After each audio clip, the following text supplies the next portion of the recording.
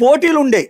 ఈ సుబ్బమ్మ గారి దగ్గర ఒకటి, రామయ్య గారి దగ్గర గేదెలు, ఇట్లాగా ఎవరు తక్కువ నీళ్లు పోస్తారో వాళ్ళ దగ్గర కొనుక్కునేవాళ్ళు. వాళ్ళు వచ్చి పోసేవాళ్ళు, లేదా వెళ్ళి పోయించుకొని వచ్చేవాళ్ళు.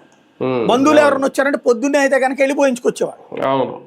ఆ తర్వాత బంధువులు ఎక్కువ మంది వచ్చి ఉంటే కనుక పాల కేంద్రానికి వెళ్ళి తీసుకునేవాడు.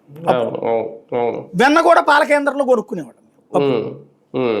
అలాంటిది వీళ్ళకి అప్పుడేంటి, ఒకవేళ పొలంలో నష్టం వచ్చినా, అంటే గిట్టుబాటు కాకపోయినా, ఏ ప్రకృతి వైపరీత్యం వచ్చినా, ఈ పాలల్లో, మేకల్లో, కోడిల్లో వీటిట్లో డబ్బులు వచ్చాయి. ఈ అమ్ముతా ఉండేవాళ్ళు ప్రతి ఏది ఆదివారం వస్తుందంటే కాసిన కోళ్ళు చుట్టుపక్కల వాళ్ళందరూ వీళ్ళ దగ్గర బాగా పెడుతున్నారని వీళ్ళ దగ్గర కొనుక్కుంటారు. ఎవరు బాగా పెడతారు, ఈ పప్పులు గిప్పులు పెట్టేస్తుంటారు కదా, మంచి ఫుడ్ మంచిగా కోడి బలంగా ఉన్నటువంటి చోట్లకి వెళ్ళి కొనుక్కుంటారు అక్కడ.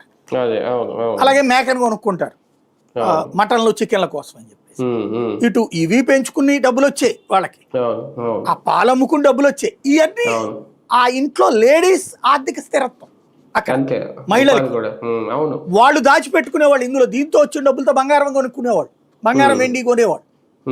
ఈ మగవాళ్ళకి కష్టం వచ్చినప్పుడు ఇది తీసుకెళ్లి తాకట్టు పెట్టి డబ్బులు ఇచ్చేవాళ్ళు, లేదా డబ్బులు దాచుకుని ఇచ్చేవాళ్ళు. మన తాతల కాలంలో జరిగింది అది. ఆ రోజున ఆర్థిక వ్యవస్థ బ్యాంకుల దగ్గరికి వెళ్ళి అప్పుల కోసం కాదు, అంతా ఇక్కడే జరిగిపోయేది. అవసరమైతే మన మేనమామ